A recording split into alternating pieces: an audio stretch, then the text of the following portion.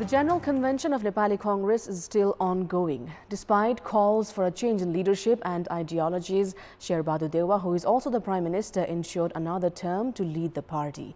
The win was followed by Purna Bahadur Khadka from Deuba faction bagging the vice presidency. While party leadership is ensured, the incumbent premier has a galore of challenges to deal with: the persisting threat of new variants of coronavirus, climate change, and the country's failing economy amid declining remittance, to name a few. Good morning, I'm Sarah Sapsanama, and these are the headlines of the hour.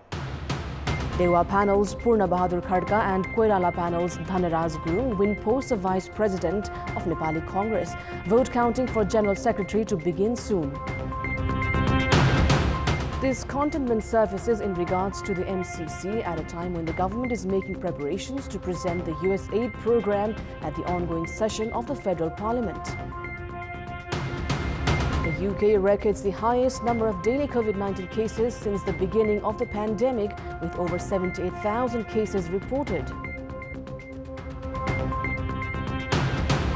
And Cricket Association of Nepal relieves Captain Gyanendra Malla and Vice Captain Deependra Singh Aidi, appoints Sandeep Lanichhane as the new captain of the national team.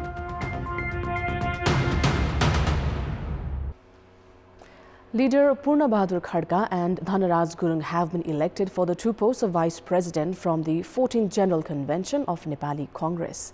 Khadka from the Sherbahadur Deuba panel topped the vice presidential race, securing 2,121 votes, while Gurung from the Shekhar Koirala faction won the race in the second position with 1,908 votes. Vijay Kumar Gachadar from the Deuba faction failed to secure the vice president post, losing to Gurung by just 2 votes, claiming 1,906 votes.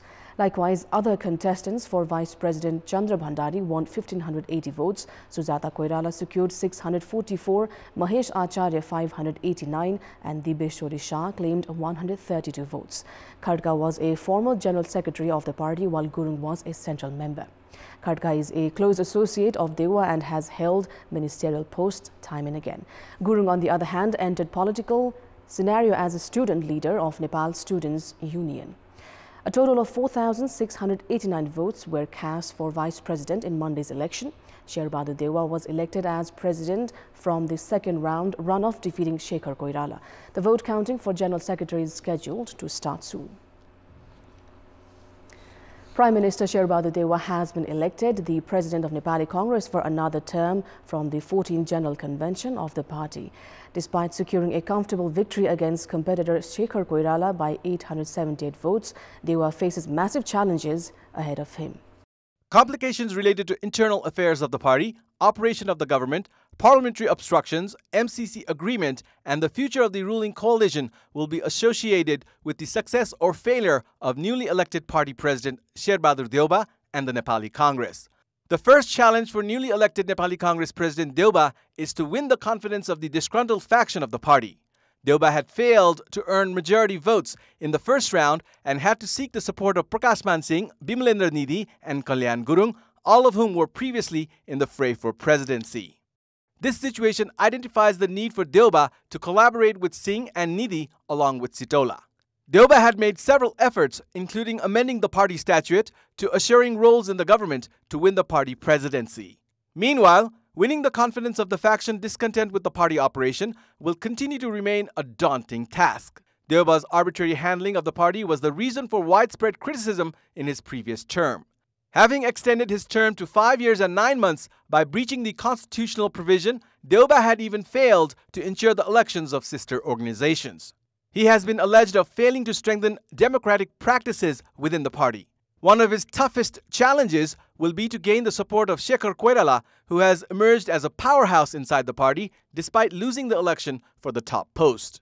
Likewise, members of Nepali Congress themselves have been stressing Deuba's failure in ensuring sound operation of the government, which is his 5th term as Prime Minister. With the elections for all 3 tiers of the government drawing close, pressure exists from inside the party for the continuity of the ruling coalition. In such a situation, questions remain intact in regards to whether Deuba would work on his prior drawbacks to ensure victory for Nepali Congress at the nearing elections.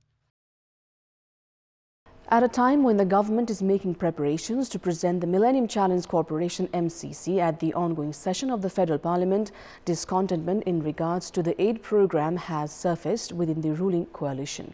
Nepali Congress, the party leading the government, has made preparations to proceed by presenting MCC at the Parliament despite the failure to reach a consensus in the ruling coalition.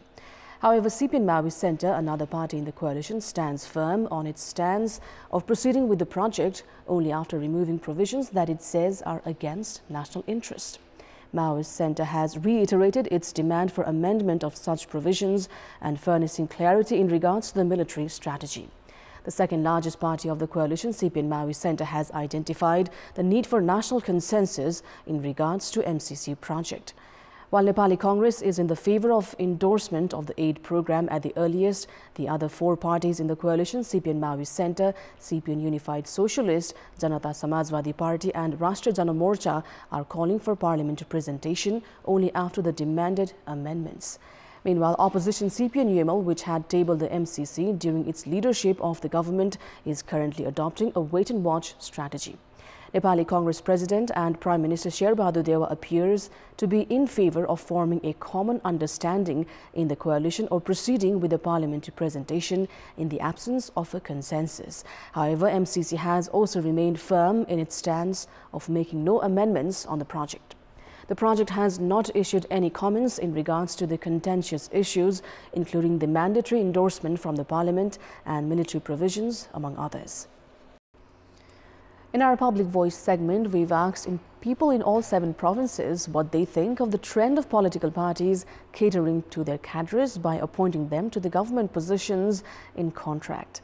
Let's take a look at what they had to say.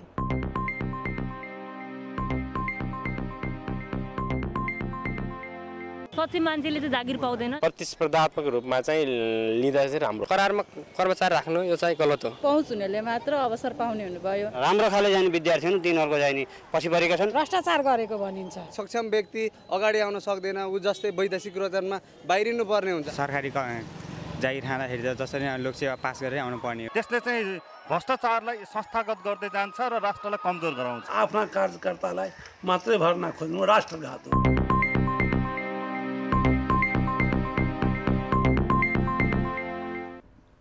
Time now for our segment Public Pulse, where you text us with your opinion.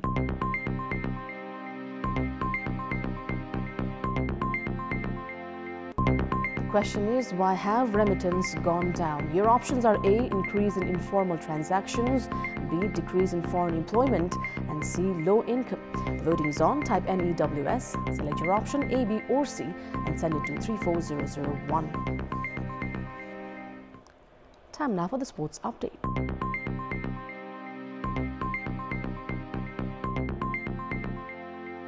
Cricket Association of Nepal (CAN) has stripped Gyanendra Malla of captainship and relieved Dipinder Singh Aidi from the role of vice captain of the men's national cricket team of Nepal.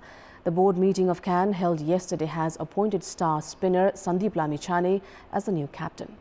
Issuing a statement yesterday after the board meeting, the national cricket governing body suspended Gyanendra Malla, Dipinder Singh Aidi, Sompal Kami and Kamal Singh Aidi from the central contract for the first 6 months of 2022.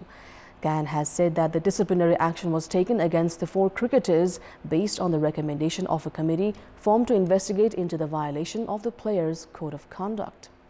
Likewise, the Apex cricket body has also decided to commence the closed camp of the national cricket team in Pokhara from 21st of December. Meanwhile, the board meeting has recognized the Association of Coaches, while former Vice President of CAN, Naresh Shrestha, has been appointed a member of the Committee of Advisors.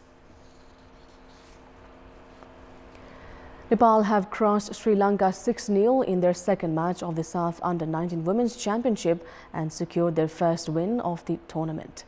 In the match played at Bir Shrestha Shahid Sipahi Mustafa Kamal Stadium in Dhaka, Nepal scored 3 goals in either halves to secure full 3 points.